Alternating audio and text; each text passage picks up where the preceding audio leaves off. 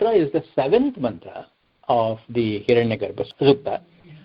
Apo hayad buhatir vishwamayan garbhan dadana janayanti ragnim tato devanan samavartata sureka tasmai devaya havisha vide. Beautiful, beautiful mantra. This is Yat Agnim Janayanti Apaha. So what is this Apaha? So we will say that this Apaha is the primeval substance. Of course, the normal translation of Apaha is water. Water is also a primordial substance, because without water no living being can exist. No living entity can exist without water, whether it is a plant, animal, human lives. So therefore it is a original stuff. English is bad, we can't use any other term, but it is the basic stuff which is made up of. So what was contained in this Apaha? So in this Apaha, what was contained means what was in the womb of Apaha. So it bore a womb in itself. It had a womb, and that womb is called Garbham, and it bore that. So Garbham dadhana yat agnin janayanti apaha Garbham dadhana. So the apaha, water, what is the ability of water? To generate Agni. Agni is energy. So where is the energy? It is inside the Apaha. Since it is inside the Apaha, the metaphor is that Agni is in the womb of water. And it's also interesting that Apaha is a feminine gender, and then obviously it matches that it can bear a womb, which can be brought out, and therefore Janayanti is brought out. So this Garbham Dadhana Apaha, what does it do? Agnim Janayanti. And then how does it do? Because Apaha or water has a dimension. So what is the dimension of Apaha? Brihati. Brihati comes from the root Brih, that means to expand, to become big. So it is the expanding ability of the womb of Apaha, water, is Agni or fire. So this is the surface meaning. We'll go deeper into that meaning. So therefore, what does it do? It encompasses the entire universe. Vishwam Ayan, all over the universe. And there's a what they call as a small interjection called Ha. Ha means indeed. Indeed, the womb, the Agni-bearing womb of Apaha, water, encompass the entire universe. Vishwam Ayan. How was it able to do? How can something expand unless it has the potential to expand? Isn't it? How can a small seed germinated in the womb can expand itself into a child and can expand itself into full adulthood? From where did that ability come? From within itself. That means there is something in all living beings that it can start from just a nucleus and expand itself to a limit. And when it becomes limitless, the expansion becomes limitless, then it becomes Brahman. In other words, the ability to expand is the Swarupa or the nature of Brahman. If the individual entity can expand only to a certain dimension, it is not the limitation of Brahman, but it is the limitation of the matter. Isn't it? So how do we understand this? in this limited body, which can only expand to this dimension of height, weight, and then whatever is the dimension of this particular body, has a mind. But what is the range and scope and the reach of the mind? Isn't it universal?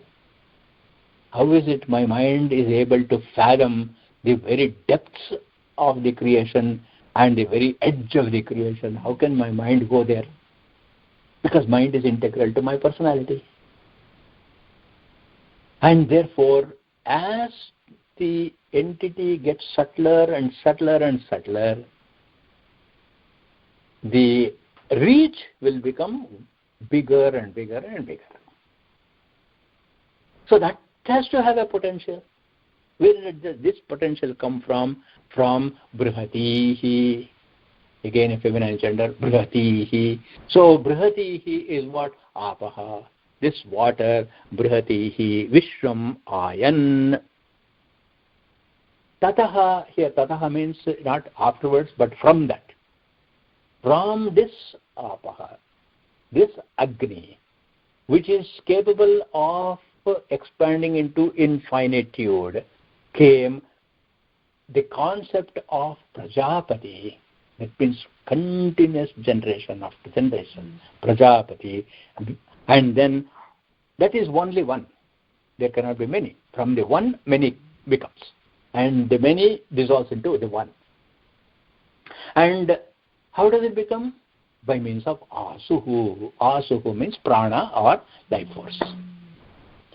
So therefore, prana or Asuhu samavartata. So now look at the law. First it was Apaha, water. It contained Agni, the energy, and this energy was in potential form or in the womb. The Sanskrit word womb is Garbha, and therefore the womb of this universality is called Hiranyagarbha. So in Apaha, the womb is called as Hiranyagarbha. And that Hiranyagarbha is also called Prajapati because it is from the womb all beings are born. Praja means being. How can that be born? From the womb it is born. So the womb is Prajapati, which gives rise to Praja. Isn't it? Look at even grammar. So therefore, this Apaha expanding into the universe became the essential primordial stuff called water, Apaha. It became the essential primordial stuff called Agni. And this became the essential primordial life force called Prana. And therefore Apaha, Agnihi, Hiranyagarbha, Pranaha, all of them become the contents of this universe called Vishwa. And then, so what is the essence of all these entities which we perceive? We perceive the water, we perceive the fire, we perceive the potentiality of creation, we perceive creation, and we also perceive the life force prana. But all of these things is only from one, and only one, Ekaha. So this Ekaha, one, is seen displaying expanding powers or Brihatihi, expanding powers. So it makes the universe function because of prana. So Apaha is the causal substance, and it can also be called as the Apara Prakriti. And the Apara Prakriti, if we use the term causal substance, it has got to be pure sattva. And pure sattva cannot produce anything. You need rajas. And therefore rajas was introduced. So what is rajas? Rajas is Agni and Prana. Both are rajas. Because anything that is moving is rajas. So Agni and Prana. Then we have got to give tamas. Because it is energizing the tamas called Vishwa. And the tamas is speech first, walk. And then it is anna, food, annadaha, one who eats food. So what is the definition of universe? The definition of universe is that which can talk, or in other words, communicate, and that which consumes food, and that which produces food. And what is inhering in all these things?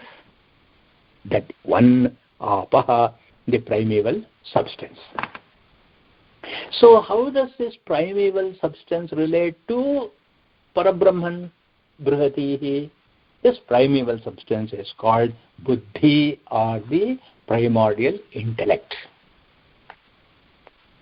So this apaha now becomes the substance for Buddhi. So when this Buddhi is associated with the prana, the vayu, then you get the sense of touch. So in the context of this mantra, sense of touch means you are able to experience the world. So experiencing the world is possible because of the presence of the primordial stuff, apaha, which manifests as Agni, which manifests as Vayu or Prana, and which must also energize all my sense organs. And the sense organs are called Devas. And Devanam Samavartata. And they Samyak Avartata, perfectly filled up. So Apaha, Mula Prakriti, bearing the Garbham Dadhana, that's in the mantra. Garbham Dadhana, holding this what? The vital energy called Agni, infused and created the Prana, and this Prana also energized all the sense organs of every sentient entity. That means the immutable, the unchanging Brahman affects change, is the message of this mantra. It expands to inhere in the universe because it is Brihatihi, making the sense organs shine with intelligence through prana. That's why we have the mantra Apova Idagam Sarvam. We just now chanted that mantra. Exactly the commentary on this. Apova Idagam Sarvam Pishpanyapa Pranava Apa Pasava Apo Annamapo Amritamapa Samradapo Viradapa Swaradapa Chandagasyapa. Chandagas is why his speech. Chandagasyapo Jyotigasyapo Yadugasyapo Satyamapa Sarva Devata Apo Bhur Suvaha Atlilaram, environment, atmosphere, and the heavens. Bhur Suvarapa Om. So what is pervading everything is this Brahman, and this is as close to expressing what is Brahman as we can. Here you compare with Kenopanishad. So the problem brought out in Kenopanishad is, if you think that you know Brahman, you don't know. If you think you don't know Brahman, you know. Yasyamatam tasya matam. So this is how this mantra, which is the ancient mantra of the Rig Veda, gave rise to a whole series of thoughts about the creation. In fact, it was probably later on at the time of Kant, Berkeley, and especially Hegel, that the Western philosophers started thinking about this. So they were talking about the primordial stuff. What is the primordial stuff made up of? And this whole school of thought in Western philosophy is called idealism. So idealism went through so many iterations. Finally, by the time it was Hegel was the one who concluded that the entire universe both at the cosmic level and microcosmic level, is spiritual. Because if you take away the spirituality from creation, then the creation disappears. And therefore, the creation that you perceive is actually an illusion. And the validity for the creation is accorded because of the spirituality. And this theory is called the idealistic theory. So, the Upanishads take off again from here. That's your homework. How do they do that? First of all, Ishavasya Upanishad says, Sarvabhutastham Atmanam, Atmanam Yena Pashyati. So you see yourself. What self? Apaha. What apaha? Behind apaha, what? Brihati, Brahman. You see yourself in the universe and you see the universe in yourself. Then Kenopanishad picks up where the Ishavasya Upanishad leaves out and say you know but you don't know. Then you come to Kathopanishad and Mundakopanishad, you come to Mundakopanishad, it starts saying Yadadreshyam Agrahyam. So when you say it cannot be seen, means you have got something to contrast. Here is something I can see, here is something I cannot see, here is something I can see because of this which I cannot see. So the nucleus of all those thoughts are there in this mantra. With this one mantra, the whole concept of idealism, the idealistic view of Indian philosophy, on the one hand, you will see this even taken up in Buddhism and in Jainism, this concept. And then you will also see this concept being thought out independently, though much later, by people like even Schopenhauer actually also did this work. Kant did this work. There were some problems in Kant's approach to the subject, but it was Hegel who really articulated this. And so he said that everything in the universe is spiritual. So what is this mantra saying? Everything in the universe is Brihatihi Apaha. So how do we map this to one of our names that we have been trying to do? This is actually Narayana concept. How is it Narayana concept? Manusmriti defines the word Narayana as Apo Nara iti prokto Apo vai Narasunavaha Tadas Yadastat Yadasya Ayanam Purvam Tena Narayana Smritaha. The definition of Narayana is Apaha. Apaha is Nara. So the Sanskrit word Nara means the all-pervasive vastness called Brahman. So Apaha, water or primordial stuff, is called Nara, all-pervasive vastness called Brahman. So they are synonymous. This Nara moves. So the word moving is said Ayanam. Just like Ramayana is Ramasya Ayanam, that is the path taken by Rama. It moves. Moves means what? It enters, it expands, and it is never static. Isn't it?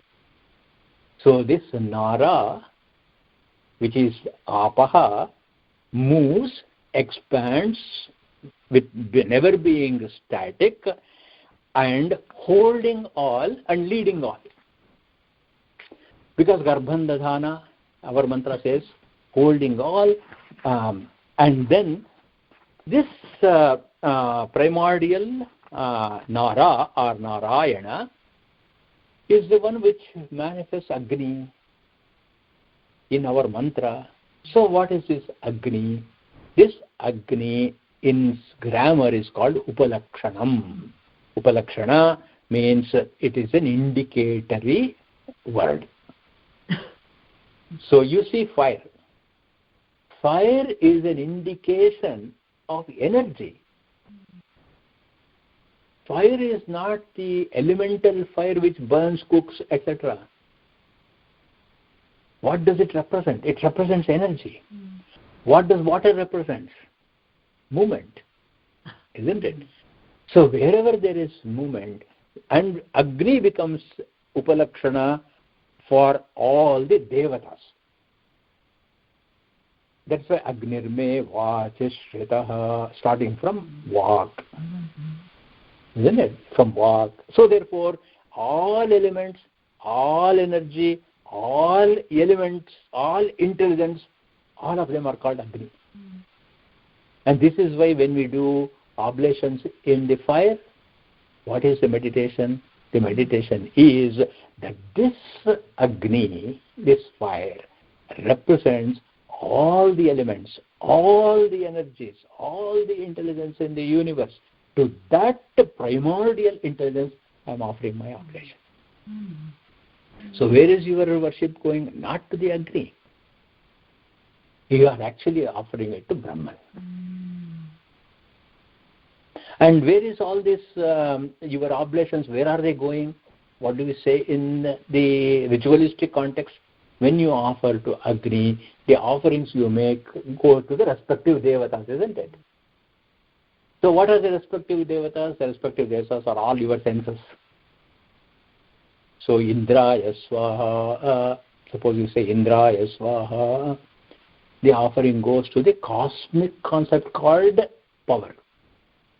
And my power. And the microcosmic concept called the strength I have in my body. So the world has got a strength, Bala, and I have a strength, Bala. So when you offer into the Agni, that oblation will strengthen me, who is worshipping, and strengthens the universe. Because that also needs strength. And therefore we are offering all our offerings into Agni. Then we also say metaphorically, for a wasteful project, when we do something wasteful, we will say it is like doing homa in water. Why did that come in our culture? It is because what happens if you put something in infinite? Doesn't it become infinite?